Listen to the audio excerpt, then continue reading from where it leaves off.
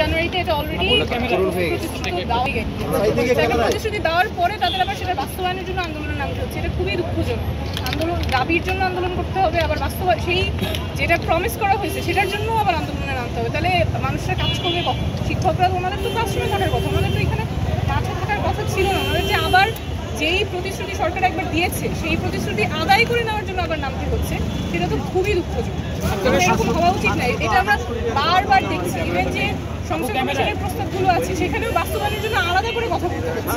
আলাদা করে তো হওয়ার কথা না। যেই পরিকল্পনা আমরা চিন্তা করছি বা যে সংস্কার আসবে, এখানে একটা ঐক্যমত আছে, সেটা আবার বাস্তবায়নের জন্য মানে আলাদা করে আমাদের স্ট্যান্ড নিতে হবে। বাস্তবায়ন তো হওয়ার জন্যই পরিকল্পনা করা হয়। এই যে এই ধারাবাহিকতা যেখানে প্ল্যান হয় কিন্তু বাস্তবায়নের রূপরেখা থাকে না, এটা আসলে দুঃখজনক এবং এটা অনেক ইনএফিসিয়েন্সি তৈরি করে, অনেক ধরনের অস্থিতিশীলতা তৈরি করে। মন্ত্রণালয়ের প্রত্যেকটা দপ্তরেই আমাদের এদের ব্যাপারে গত 1.5 বছর যাবৎ যৌক্তিক দাবিগুলোর ব্যাপারে আমরা মন্ত্রণালয়কে অনুরোধ করেছিলাম তারা নিজ আগ্রহেই যেন ইনিশিয়েটিভগুলো নিয়ে শিক্ষকদের সাথে বসে সমাধান করা হয়।